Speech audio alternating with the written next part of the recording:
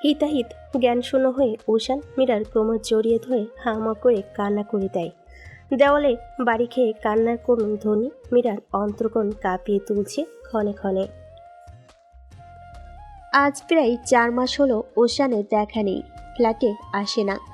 উষানের ভীষণ চাপ যাচ্ছে বলে মনে করল মীরা, কারণ লোকটা এত দেরি করে না। 3 মাস পর পরই একবার করে সে ফ্ল্যাটে আসে। তাছাড়া সে নিজেও চাইছে না উষানের মুখোমুখি হতে। লোকটাকে দেখলেই তার কান্না পায়। কতই না কষ্ট পুষে রেখেছিল এতদিন নিজ অন্তঃকরণে, সেদিন হয়তো আর চেপে রাখতে পারেনি। কঠিনতার খোলস দেখে বেরিয়ে বাচ্চাদের মতো কেঁদে দিয়েছে। ফাল্গুন মাসের আজ 10 তারিখ, অথচ ভ্যাপসা গরম করা রোদ্দুর দেখে মনে হচ্ছে চৈত্র মাসের প্রথমাংশ চলছে। মীরা তপ্ত শ্বাস ছাড়ে। তীব্রতাকে বলেছিল উষান এই অপ্রীতিকর ঘটনার পর থেকে নারী জাতিকে ঘৃণা করে। মীরার বোধগম্য হয় উষানের তাকে এড়িয়ে চলার কারণটা হয়তো এটাই। সূর্যের কিরণের উত্তপ্ততার মাঝে মীরা লম্বা লম্বা কদম ফেলে এগোচ্ছে। বাসায় যাওয়া অতীব জরুরি। বোরকার নিচে পরিহিত পোশাক ঘামে সিক্ত হয়ে আছে, গা গুলিয়ে আসছে তার। কিয়দ্দূর যেতে মীরার নিকট দৃশ্যমান হয় এক অনাকাঙ্ক্ষিত দৃশ্য। বিস্ময়কর চাহনি নিক্ষেপ করে সে। মীরার হতে প্রায় 10 কদম দূরে দাঁড়িয়ে উষান বাইকে হেলান দিয়ে ব্যস্ত ভঙ্গিতে তীব্রের সাথে হাত নাড়িয়ে নাড়িয়ে কথা বলছে। মুখশ্রীতে তার রাজ্যের ব্যস্ততা এটে সেটে রয়েছে এমন ভাব। মীরা এগুলো আজ আবার স্যাসরা হতে অন্তঃকরণ অনুমতি দিল। লোকটা কেমন আছে একবার জিজ্ঞেস করা উচিত। প্রায় দৌড়ে কি ওশানের সম্মুখে দাঁড়িয়ে পড়ে মীরা। ওশান মীরাকে দেখে বিশেষ কোনো প্রতিক্রিয়া প্রদর্শন করল না। সে দেখেছিল এই মেয়েকে তড়িৎ বেগে ছুটে আসতে। ওশানের মতে মেয়েটা অযথাই তার পিছনে পড়ে আছে। এতদিনে তো মীরার মোহ কেটে যাওয়ার কথা, কাটল না কেন? বিষয়টি মাঝে মধ্যে ভাবাই তাকে। উষা নিজের পূর্বরূপে স্থির থাকলেও তীব্রতাতে ব্যাঘাত ঘটিয়ে গলা ছেড়ে বলে, শান, মীরা মেবি তোকে কিছু বলবে, তোরা কথা বল। আমি একটা ফোন কল অ্যাটেন্ড করে আসছি। তীব্র মীরার মুখশ্রীর প্রতি দৃষ্টিপাত ফেলে সৌজন্যতার হাসি দিয়ে কেটে পড়ল। মিথ্যা ফোনে কথার ভাঙ করে প্রায় অনেকটা এসে দূরে চলে গেল। উষানের রক্তিম চাহনি উপেক্ষা করে অদূরে যাওয়াটা তার পক্ষে অতটা সহজতর ব্যাপার ছিল না। মীরা দুহাতের তালু ঘষল। কি আশ্চর্য, তার দেখি অস্বস্তি কাজ করছে। উষান মীরার আচরণ দেখে ধমকে বলে উঠল, কি চাই? কিছু বলতে চাস? গুরুত্বপূর্ণ কিছু বলে বল, নয়তো এখনই আমার সামনে থেকে দূর হ। মীরা আর চোখে উকিঝুঁকি দিল উষানের মুখশ্রীতে। লোকটা তার স্বাভাবিক রূপে ফিরে এসেছে তাহলে। সেদিনে ভেঙে পড়া কন্দনরত দুর্বল উষানকে মীরা পছন্দ নয়, বিন্দু মাত্র না। চটপটে প্রাণোচ্ছল এই উষানকেই চমৎকার লাগে তার নিকট। মীরা ঢোক গিলল কয়েকবার। শক্ত কয়েক কথা শোনাতে হবে উষানকে, বোঝাতে হবে সে ভুলে গেছে সেদিনকার উষানের ভেঙে পড়া রূপটার কথা। ওষ্ঠাধর সিক্ত করে মীরা নরম কণ্ঠে বলল, আপনার সামনে থেকে সরব মানে? আমি কি আপনার সাথে লেগে দাঁড়িয়ে? আপনার থেকে প্রায় 3 ফুট দূরে দাঁড়িয়ে আমি। উষান কড়া নজরে তাকালো। মীরা বুঝলো এখন এসব উত্তরে দেওয়া চলবে না, তাহলে দেখা যেতে পারে জনসম্মুখে 3-4টে চর পড়তে পারে তার নির্মেধ গালে। মীরা ধাতস্থ করে নিজেকে নিভৃতে জোর গলায় প্রশ্ন ছুঁল, এতদিন ফ্ল্যাটে আসেন না যে? আপনি তো 3 মাস পরপরই আসতেন, এতদিন কেন আসেননি? বলতে বাধ্য নই। উষানের শীতল কণ্ঠ। বাধ্য নন বলতে ধরে নিলাম। আপাতত একজন সচেতন নাগরিক হিসেবে আপনাকে জিজ্ঞেস করছি, কোথায় ছিলেন আপনি? আরও বলিরেখা ফেলল। সূক্ষ্ম নজর আবদ্ধ হলো মীরার মধ্যে। তীক্ষ্ণ স্বরে ঝটপট বলল, সচেতন নাগরিক? এর এখানে কাজ কি? উষান মনে মনে হাসল বেশ কিছুক্ষণ। মেয়েটা পাগল হয়েছে নিশ্চিত। পাগলামো করা চোটে কি বলছে তা হয়তো এই মানবী নিজেও অবগত নন। বহির্ভাগে উষান তার আগের রূপ বহাল রেখে কড়া গলায় ধমক ছুঁল, এক থাপ্পড়ে দাঁত ফেলে দেবো বেয়াদব মেয়ে। আমার পিছে এভাবে অযৌক্তিক কারণে লেগে থেকে নিজেকে ছ্যাঁচড়া প্রমাণিত করতে তোর বেশ লাগে না ফাজিল? মীরা নিবল। ঘোরের বসে সে কি বলল তা নিজ মনে আওড়ালো। পরিশেষে লজ্জায় নতজানু হয়ে ভূমিতে দৃষ্টিপাত নিবদ্ধ করে মীরা। ছি, আবারও সে নিজেকে স্যাঁচড়া প্রমাণ করতে শুরু করেছে। অতীব নিম্ন সুরে সরি বলে মীরা হাঁটা ধরল সমানে। অতীব নিম্ন সুরে সরি বলে মীরা হাঁটা ধরল সামনে। নেত্র কানে সে বিন্দু পরিমাণ জমে থাকা নোনা সচ্চাকার অশ্রুকণা বুড়ো আঙ্গুল দিয়ে মুছে ফেলল চটপট। দম বন্ধ হয়ে আসছে। ওশানের থেকে দূরে যাওয়ার কি কোনো উপায় নেই? ওশান বিস্মিত হলো। সে ভেবে নিয়েছিল মীরা তাকে এখন উদ্ভট কয়েকটা কথা শোনাবে। অন্তঃস্থলে সে সেই কথা শুনতে প্রস্তুতও নিয়েছিল। কিন্তু কি আশ্চর্য, মেয়েটা মৌন থেকে চুপচাপ চলে গেল। ওশান অনুভব করে সে চমকেছে ভীষণ, অথচ তার তো এখন স্বস্তির শ্বাস ত্যাগ করার কথা। ওশান ধাতস্থ করল নিজেকে। সেকেন্ড দুয়েক পর শব্দ করে পা ফেলে তীব্র এসে তার সম্মুখে দাঁড়ালো। শেষে কর্কশ কণ্ঠে বলল, কি বলেছিস আজ ওকে? এমন মনমরা হয়ে চলে গেল কেন? ওশান দ্বিধাহীন গলায় প্রত্যুত্তর করল, আমার পিছে অযথা ঘুরঘুর করার জন্য চেষ্টা বলেছি। শালা ঘাউদা, তুই কি মানুষ হবি না? মেয়েটাকে আর কত কষ্ট দিবি? যখন তোর থেকে দূরে চলে যাবে তখন বুঝবি। হীরের মূল্য বুঝিস না? তোর জন্য তোকেই পস্তাতে হবে। ওশান তৎক্ষণাৎ ধমকে বলল, থাপ্পড় মেরে গাল লাল করে দিব। বেয়াদব, সব সময় অতিরিক্ত কথা। শুধু মীরার ভালোবাসার সাইডটা দেখছিস, ওর সেফটির দিকটা তোর চোখে পড়ে না?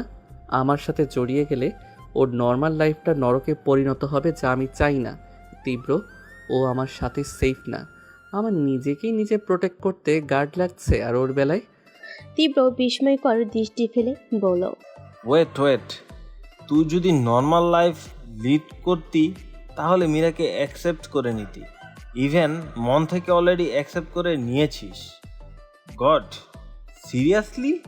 বৃষ্টিস্নাত রজনী, রাত্রি দ্বিতীয় প্রহর। বৃষ্টিসিক্ত মাটির নেশালো ঘ্রাণ অনিলে মিশে চারপাশে পড়ছে। মাদকতার নাই মিষ্টি ঘ্রাণ মীরা নেত্রযুগল বন্ধ করে শুষে নিচ্ছে অনায়াসে। নেত্রযুগল বন্ধ করার পর হতে মীরা বারংবার মনে হচ্ছে তাকে কেউ দেখছে। গভীর মনোযোগ সহকারে দৃষ্টিপাত ফেলে রেখেছে তার মুখশ্রীর প্রতি। চট করে অক্ষিপলক উন্মুক্ত করল মীরা। তৎক্ষণাৎ সামনের অ্যাপার্টমেন্টে তার ফ্ল্যাট বরাবর থাকা ফ্ল্যাটের পর্দার আড়াল হতে কেউ ঝটপট সরে গেল। মীরা ভুল কুচকে নেয়। তার ধারণা তবে সত্যি হলো, কেউ কি দেখছিল তাকে। সামনের এই ফ্ল্যাটে তো ওশান তীব্র আজই উঠেছে। এই অ্যাপার্টমেন্ট ছেড়ে দিয়েছে ওশান। মীরা রুমে প্রবেশ করে পর্দা টেনে দিল। লাইট অফ করে ঘুমানোর জন্য প্রস্তুতি নিল সে। রাত হয়েছে অনেক। রুহি ঘুমিয়ে পড়েছে অনেক আগেই। মীরা গিয়ে বসল বিছানায়। তৎক্ষণাৎ তার কর্ণকুহরে ভেসে আসলো গিটারের সুরেলা ধ্বনি, সঙ্গে মনোমুগ্ধকর কারোর কণ্ঠে গাওয়া গান। তোমার জন্য নীলছে তারার একটুখানি আলো, ভোরের রং রাতে মিশে কালো, কাঠগোলাপের সাদার মায়ায় তোমায় মিশিয়ে দিয়ে ভাবি, আফসানি লাগে তোমার ভালো। মীরার ষষ্ঠ ইন্দ্রিয় সচেতন হলো। কণ্ঠস্বরটা তার বড্ড চেনা। কৌতূহল বশত নিঃশব্দে বের হলো বেলকনিতে। উপস্থিত হলো সঙ্গে সঙ্গে চমকিত হয়ে চক্ষু জোড়া বড়সড় আকৃতি ধারণ হলো। ওশান গান গাইছে। কি ভয়ঙ্কর ব্যাপার! পদে পদে ধমক দেওয়া কঠিন কণ্ঠস্বরে মানুষটার তাহলে নরম কোমল এক রূপ আছে। শেহজাদা ক্যালিওগ্রাফি করা শব্দটির দিকে গভীর দৃষ্টিপাত নিক্ষেপ করে নিস্তব্ধ হয়ে বসে রইল রুহি। নেত্রযুগলের কান্নিসে নোনা অশ্রুকণা দ্বারা সিক্ত তার। কপাটে হাত আলতো করে স্পর্শ করল মোটা কালো ডায়েরিটাকে। দীর্ঘ নিঃশ্বাস ফেলে চট করে এসে নেত্রজোড়া ধপ করে বন্ধ করল। বাহিরে মেঘের গর্জনে মেদিনী কাঁপছে। ভীত রুহি কম্বলের নিচে না গিয়ে ঠাই বসে আছে পাথর রূপে। হিমশীতল অনিলে সিদ্ধারা অবধি দাঁড়িয়ে পড়ছে, অথচ গায়ে শাল টেনে নেওয়ার কোনো তাড়া নেই তার মাঝে। সে স্থির, অনুভূতি শূন্য এবং চঞ্চল। রুহি ডায়েরির প্রথম পাতা খুলল। সঙ্গে সঙ্গে দর্শন হয় তার উষানের বেশ কয়েকটা ছবি, বিভিন্ন সময়ের কিশোর, তরুণ এবং সবশেষে ম্যাচিউর উষান। সর্বকার সময়ের ছবি সংগ্রহ করে এখানে আঠা দিয়ে লাগানো আছে। রুহি পাতা উল্টায়। সব পৃষ্ঠাতে রয়েছে উষানকে নিয়ে লেখা অনুভূতি, যা লিখেছে মীরা। রুহি প্রায় চমকাতো এই ভেবে, এত কম সময়ে কাউকে পছন্দ করা যায়, তা আবার যাকে ঘৃণা করা হয় তাকে। আজ মীরা তার সব সন্দেহ দূর করে দিয়েছে বিশদ বর্ণনার মাধ্যমে। রুহি ঘাড় বাঁকিয়ে তাকাই পিছনে। মিলান হেসে বলে, এতদিন শুনতাম পাগলাটে প্রেমিক আছে শুধু, এখন জানলাম পাগলাটে প্রেমিকাও আছে। তুই একটা পাগল মাইয়া। বই থেকে দৃষ্টি সরিয়ে মীরা ঠোঁট বাঁকিয়ে তাকায়। রুহি ফের মনোযোগী হয় ডায়েরি পড়ায়। পৃষ্ঠা উল্টাতে উল্টাতে শেষাংশে আসে, যেখানে লেখা আছে স্পষ্টত মীরার উষানের প্রেমে পড়ার সূচনাকাল এবং তার পরবর্তী যাত্রা। 10ই ফেব্রুয়ারি 2021। দাম্ভিকতা নিয়ে চলা উষান রেজওয়ান তার চরিত্র অংশ হিসেবে তার দাম্ভিকতা, অ্যাটিটিউড, কাউকে পরোয়া না করা অন্যতম অংশীদার। তার সাথে আমার প্রথম সাক্ষাৎ 5-6 বছর আগে। উষান যখন তার দাদু বাড়িতে আসতো, তখন তাকে দর্শন প্রথমবার। 16 বছরের কিশোরী আমার তখন আবেগী মন। তাকে ভালো লাগতো প্রথমত সুদর্শন মারাত্মক চাহনি দেখে। বাদামি মণি দুটোর ঈষৎ মিষ্টি হাসি নজর কেড়ে নিল ভয়ানকভাবে। হাঁটা চলা, চোখ ধাঁধানোতা, মিষ্টি হাসি এবং অপূর্ব কণ্ঠ যেন পদে পদে আমায় মুগ্ধতার চাদরে মুড়িয়ে নিল। তার কয়েকদিন পর বয়স বাড়ল আমার। উষানের সৌন্দর্যের পাশাপাশি তার মন পড়ার চেষ্টা। প্রতিবার দাদু বাড়ি এসে যখন পাশের মাঠে ছোট ছেলেদের সাথে খেলার ছলে ক্রিকেট ম্যাচ তৈরি করত এবং সেই ম্যাচে বিজয়ী হলে 10,000 টাকা নির্ধারিত করত সে, গরিব অভুক্ত বাচ্চাগুলো সারাদিন খেটে খুঁটে বিকেলে খেলতে আসতো। উষান তখন এক টিমে থাকতো, বাচ্চাগুলো অন্য টিমে। নিজের ক্রিকেটে বেস্ট হওয়ার সত্ত্বেও ইচ্ছে করে হেরে গিয়ে টাকাগুলো দিত সেই বাচ্চাদের। অতঃপর চট্টগ্রামের অলি গলি ঘুরে বেড়ানো তার স্বাচ্ছন্দ্যে। এলাকার মেয়েদের বড় ভাই হিসেবে সে ভীষণ পরিচিত। মেয়েদের যারা ডিস্টার্ব করছে, পরের দিন তাদের হাত পা ভাঙা অবস্থায় হসপিটালে দেখা মিলছে। আলিশান আভিজাত্যে মোড়ানো খানদানে জন্ম নেয়া ব্যক্তিটির সাধারণভাবে চলাফেরা করা যেন আরেকবার নতুন করে তার প্রতি আমায় দুর্বল করল। উষান দাদু বাড়ি আসতো ছুটিতে, বাকি সময় ঢাকা থেকে পড়ালেখা করত। সে যখন ছুটিতে দাদু বাড়ি আসতো, ঠিক সে সময় ফুপির থেকে বাহারা নিয়ে ছলে বলে আমি হাজির হতাম চট্টগ্রাম। লুকিয়ে তাকে দর্শন করে তৃষ্ণা মিটিয়ে আবার ফিরে যেতাম যশোর। তার সাথে তো পরিচয় আমার 5 বছর পার হলো। সকলের সামনে তাকে কৃত্রিম ঘৃণা করা, তাকে চিনতে না পারার অভিনয় হাঁপিয়ে উঠে ক্লান্ত হয়ে অনুভূতি প্রকাশ করে বসি। তবে ভাগ্য হয়তো আমার অন্য কিছু যাচ্ছে। উষানকে আমার থেকে আল্লাহ তাআলা দূরে সরিয়ে দিল। নিশ্চিত কোনো কারণ আছে হয়তো। তবু আমি আল্লাহ তাআলার কাছে চাইব যেন তিনি একবার হলেও আমায় উষানের হৃদয়শ্বরী হওয়ার সুযোগটা প্রদান করেন। সময় 10:23 রাত। টাইরাত ইমরোজ মীরা। অনুভূতি প্রকাশ। ঝকঝকে বিকেল, মিষ্টি রোদ্দুরের আনাগোনা চারপাশে। বসন্তের হঠাৎ বর্ষণের ধাপ শেষে আজ দেখা মিলল হলদেটে সূর্যের সতেজ কিরণের। রাস্তায় জমে আছে পানি, পড়েছে কাদার আস্তরণ। কাদায় পা পিছলে পড়ে যেতে নিতেই বেশ কায়দা করে নিজেকে সামলে নিল মীরা। দুহাত ভর্তি তার শপিং ব্যাগ, কাদা লেগে যাচ্ছে বোরকায়, কিন্তু হাত মুক্ত না থাকে বোরকা উঁচু করেও হাঁটা যাচ্ছে না, কি মুশকিল। আগামীকাল রাতে চট্টগ্রাম যাচ্ছে সে। সামনে সেমিস্টার ফাইনাল পরীক্ষার পূর্বে মাইন্ড ফ্রেশ করা অতি আবশ্যক। তাই তার এবং রুহির সিদ্ধান্ত পরীক্ষার আগে পরিবারের সাথে সময় কাটাবে। তারই পরিপ্রেক্ষিতে আজ শপিং মলে গিয়ে মায়ের এবং বাবার জন্য টুকিটাকি কেনাকাটা করেছে মীরা টিউশনির টাকা দিয়ে। কদ্দমাক্ত রাস্তায় ধাপ শেষে পাকা রাস্তায় আসতেই ফুটপাত ধরে হাঁটা শুরু করলো মীরা। শাঁসা শব্দে তার পাশ দিয়ে গাড়ি চলছে, মানুষের কল্লোধ্বনি, আরও কত শব্দ উচ্চ, সেদিকে তার ধ্যান নেই বিন্দুমাত্র। মীরার ধ্যান ধারণা জুড়ে এখন ঈশান রয়েছে। বেশ কয়েকদিনের জন্য চট্টগ্রামে যাচ্ছে সে। লোকটাকে না দেখে কিভাবে থাকবে, যদিও এটাই ভালো, দূরে দূরে থাকা।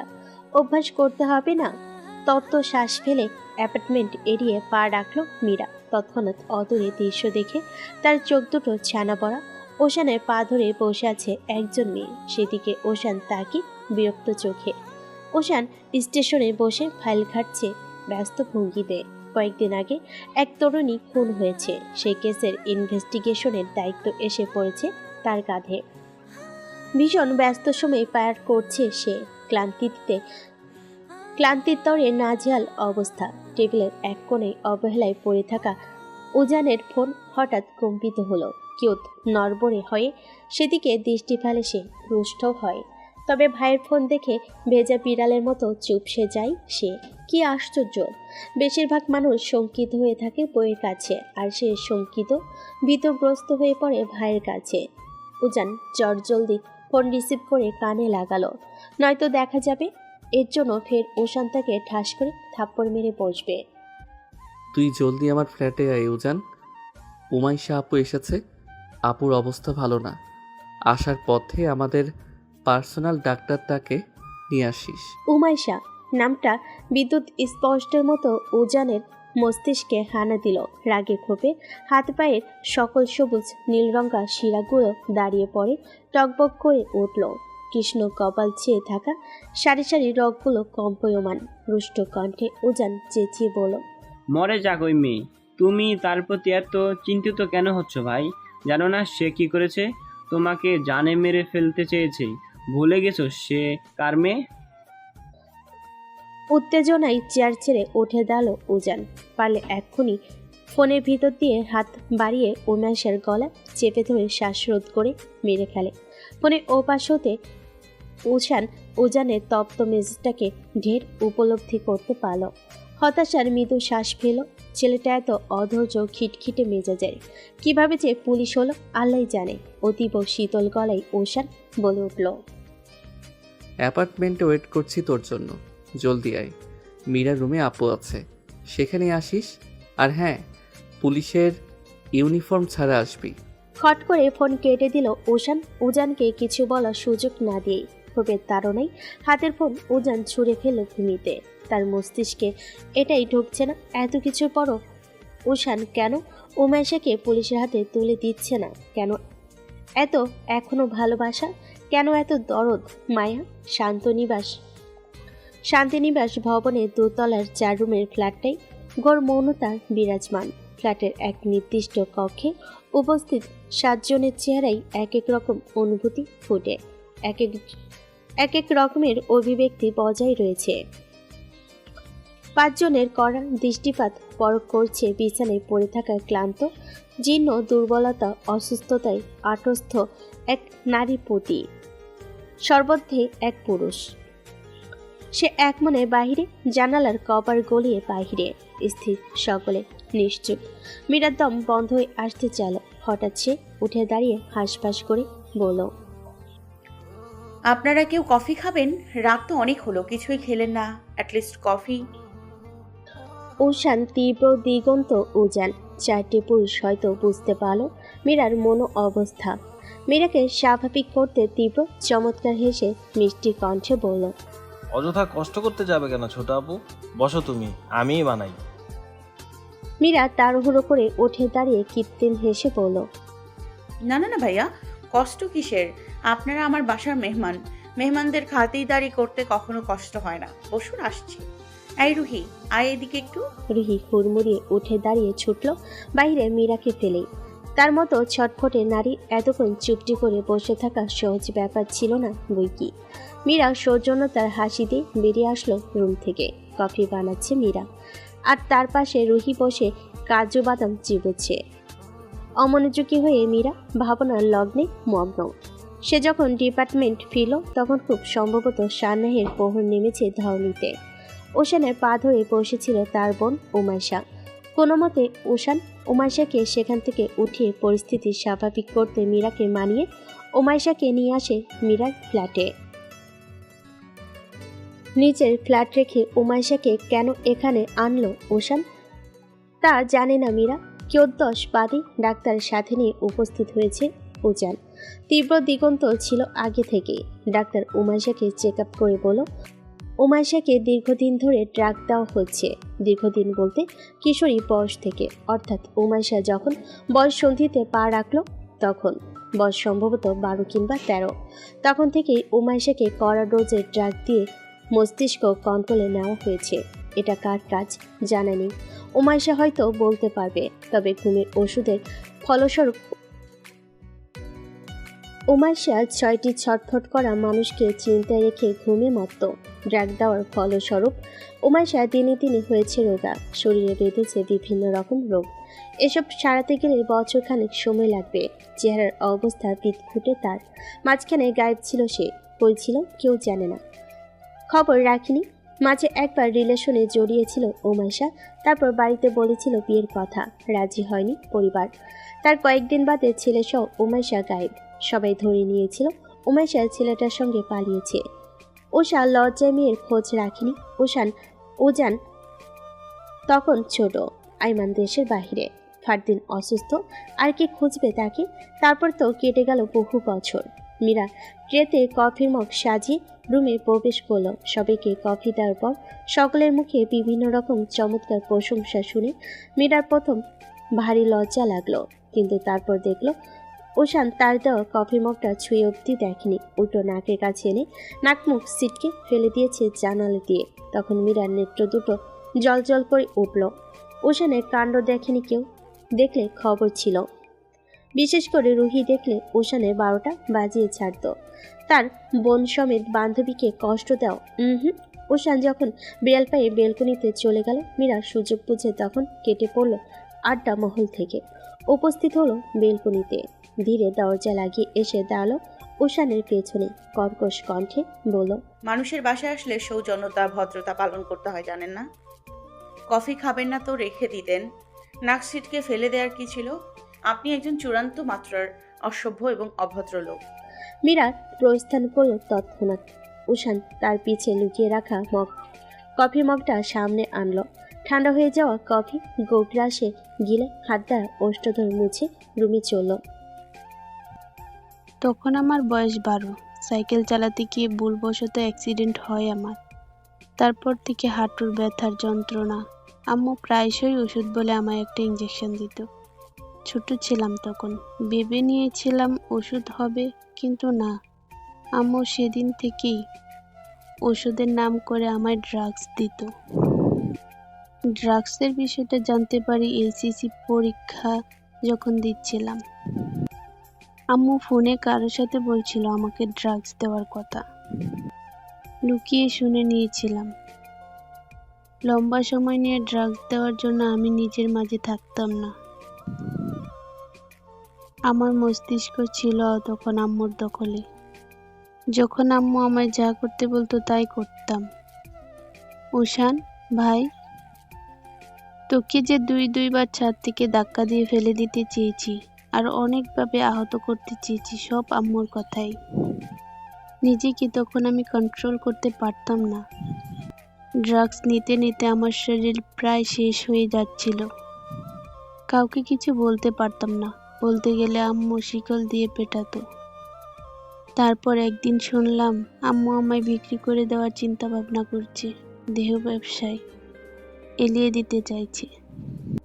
সেদিন খুব সাহস করে নিজের মস্তিষ্কের সাথে যুদ্ধ করে পাড়ি দিলাম কলকাতা। আমার কাছে টাকা ছিল না। জীবনে প্রথমবার যা নিজ্জত বাচ্চাতে সোনা টাকা নিয়ে পালিয়ে গেলাম। তখন আমার মস্তিষ্কে ছিল না কাউকে কিছু বলা উচিত। শুধু মনে হচ্ছিল বাংলাদেশ ছাড়তে হবে, এই নরক থেকে বের হতে হবে। কলকাতায় হোটেলে কাজ করতাম। ছোট একটা বাসা ভাড়া করে থাকতাম। শরীর, মন, মস্তিষ্ক যখন সুস্থ হলো তখন মনে হলো বাংলাদেশে ফেরা উচিত। ফিরে শুনে আম্মু সবার কাছে রটিয়েছে আমি এক ছেলের সাথে পালিয়েছি। কিছু বলিনি, মুখ বুজে সহ্য করে তোর ঠিকানা জোগাড় করেছি। তারপর এখানে আসা। আমায় মাফ কর ঈশান। আমি সত্যি তোকে কখনো নিজের ইচ্ছাতে প্রাণে মেরে ফেলতে চাইনি। উমেশা হু হু করে কেঁদে উঠল। উপস্থিত 6 জন ব্যক্তি তখন নিস্তব্ধ, অন্তরাত্মা কাঁপছে, মস্তিষ্কের অবস্থা বেহাল তাদের। নিজের আপন জন্মদাত্রী মা কখনো সন্তানের সাথে এতটা কুলসিত আচরণ করতে পারে? একজন মানুষ, একজন মা হিসেবে কতটা ভয়ঙ্কর উষা তা আবারও প্রমাণিত হলো। প্রতিটা সন্তানের আশ্রয়স্থল, স্বস্তির স্থান, ভরসাযোগ্য ব্যক্তি এবং সকল ঝামেলা থেকে শান্তি প্রদানের অন্যতম ব্যক্তি হয় মা। দিন শেষে সেই মাই যদি এতটা কুৎসিত মনের হয়, তাহলে সন্তানের কি হাল হবে? তীব্র কাজ ঝাঁকিয়ে পড়ল। উষা, ইনি না একজন মা, না মানুষ। সে একজন নরপিশাচ, মায়ের জাতকে কলঙ্কিত করেছে। উষান সব সময়কার মতো শান্ত, সর্ব পরিস্থিতিতে শান্ত থাকা তার একান্ত ব্যক্তিত্ব। উজানের মতো রাগী নয় সে। নির্বিকার রূপে উষান এসে বসল বোনের পাশে, আর দুই হাতে স্পর্শ করলো এক গুচ্ছ কৃষ্ণকালো কেশ। উমেশা কন্দনরত অবস্থায় উষানের বক্ষস্থলে ঝাঁপিয়ে পড়ে। সময় অতিবাহিত হওয়ার সাথে সাথে কন্দনের পরিমাণ দ্বিগুণ হচ্ছে। মীরা উদ্বিগ্ন হয়ে বলল, আপু কাঁদবেন না প্লিজ, আপনার ক্ষতি হবে অনেক। এমনিতেই আপনি অনেক দুর্বল, ড্রাগ এফেক্ট আপনার হার্ট দুর্বল করে দিয়েছে। মীরা ওশানকে ইশারায় উমাইশাকে শান্ত করতে বলল। ওশান কয়েকবার বলল বোনকে চুপ হতে, শান্ত হতে, কিন্তু উমাইশার অবস্থা বেগতিক। শেষে তপ্ত শ্বাস ফেলে ওশান দক্ষ হাতে উমাইশার কাঁধে ইঞ্জেকশন পুশ করে দিল। তৎক্ষণাৎ ঘুমে কাত হয়ে পিছনে হেলে পড়ল উমাইশা। বোনকে সঠিকভাবে শুয়ে দিয়ে উঠে আসে ওশান। সঙ্গে সঙ্গে দিগন্ত বলে ওঠে, স্যার, ম্যামকে এখন কোথায় রাখবেন? উমাইশা ম্যামের প্রাণ সংকট রয়েছে, আর ডাক্তার না বললো ম্যামকে স্বাভাবিক করতে খোলামেলা জায়গায় নিয়ে যেতে। ওশান নিষ্প্রাণ কণ্ঠে বলল, মীরার সাথে আমরাও চট্টগ্রাম যাচ্ছি। আমার 4 দিনের ছুটি আছে। প্রস্তুতি নাও সবাই। আপুকে ছদ্মবেশে নিয়ে যাব। উষা তো ঢাকায়। চট্টগ্রাম নিয়ে আপুর মাইন্ড ফ্রেশও সহজে করা যাবে। ওজান তৎক্ষণাৎ ফোন কেটে পড়ল, যা ভাই, আমি আসতে পারবো না, থানায় জয়লি কাজ আছে। আমি বরং তোদের সাথে সিক্রেট 2 জন পুলিশ দিয়ে দেব, তোদের সর্বক্ষণ সুরক্ষা দিবে। পুলিশ দরকার নেই, গার্ড আছে আমার। ও, তাহলে তো হলোই। আজ থাকছি, কাল সকালে যাব। রেস্ট করো, ঘুমিয়ে পড়তে পারিস সবাই। আমি জেগে আছি। আপুকে আমি দেখব। সকলের সম্মতি জানাই, শুধু মীরা বাদে। সে জেদ ধরেছে উমাইশার পাশে থেকে আজ রাত নির্ঘুম কাটাবে। কয়েকবার চোখ রাঙ্গানি দিল মীরা, ওশানকে তোয়াক্কা করেনি। পরিশেষে সকালে আলাদা রুমে চলে যায় ঘুমাতে। মীরা বেলকুনিতে আসে, অতঃপর তার কিছুক্ষণ পর সেখানে উপস্থিত হয় ওশান। এসেই গা এলিয়ে দেয় সে বেতের সোফায়। মীরা ভুর কুচকে নিয়ে বলল, আমার বানানো কফি খেতে পারেন না তো এখন আমার বাসায় স্বাচ্ছন্দ্যে থাকছেন কিভাবে? জবাব এলো খানিক্ষণ বাদে। ওশান ভরাট কণ্ঠে বলল, এটা শুধু তোর বাসা না মীরা, এটা রুহিরও বাসা। রুহিকে আমি নিজের ছোট বোনের মতো দেখি। ছোট বোনের বাসায় স্বাচ্ছন্দ্যেই তো থাকা উচিত, রাইট? মীরা ঠোঁট বাঁকিয়ে বহির্ভাগে দৃষ্টিপাত নিক্ষেপ করে। লোকটা চালাক বেশ, সব প্রশ্নের উত্তর যেন তার ঠোঁটের ডগায় থাকে। কখনোই সে ওশানকে ঠিক মতন কথার প্রাচে ফেলে কাবু করতে পারল না। ব্যর্থতা। ওশান অনায়াসে নেত্রযুগল বন্ধ করে নিয়েছে সেই কখন। যন্ত্রণা হচ্ছে মাথায়। আশপাশ দেখায় ব্যস্ত মীরা এক পলক ওশানের পানে দৃষ্টি ফেলে। সঙ্গে সঙ্গে থমকানো অনুভূতি অনুভব হলো তার। বহু বছর পর আজ আবারও খুঁটিয়ে খুঁটিয়ে দেখার ইচ্ছে হলো পাথর মানবটাকে। ওশানের গায়ের রং উজ্জ্বল শ্যামলা বনের। সহজ বর্ণনায় তাকে হলুদ ফর্সা বলা চলে। বাদামি রঙের চুল, ঘন কালো নেত্র উপরের ভুরু যুগল। প্রতিদিন কড়া নিয়মে শারীরিক ব্যায়াম করার ফলস্বরূপ ফিটফাট বডি, লম্বায় বিশাল, 5 ফুট নয়তো হবেই। মীরার বোধগম্য হলো, তবে কয়েকদিন ধরে মুখে সেই প্রাণোচ্ছল সতেজতাটা নেই। মুখশ্রী শুকিয়ে কাঠ, লালচে বাদামি সংমিশ্রণে ওষ্ঠাধর যুগল শুষ্কতায় চৌচির, গালে চাপ দাঁড়িয়ে বেড়েছে অনেক। শীতল অনিল শাঁসা শব্দে এসে বাদামি রঙা একগাছি কেশ উষানের মুখশ্রীর ওপর এসে পড়ল। তবুও নেত্রযুগল উন্মুক্ত করার কোনো তাড়না নেই উষানের মাঝে। ঘুমিয়ে কুপকাত নাকি, দৃষ্টিপাত গভীর চাহনি সরিয়ে অন্যত্রে ছুঁড়ে ফেলে মীরা। লোকটাকে দেখলে শ্বাস রুখে আসে, যদিও তেমন কোনো বিশেষত্ব নেই উষানের মুখশ্রীতে, তবে চেহারায় উপচে পড়া মায়া আছে শতগুণ। এই দিকটা মীরাকে পদে পদে আকৃষ্ট করে দুর্বল করে ফেলে।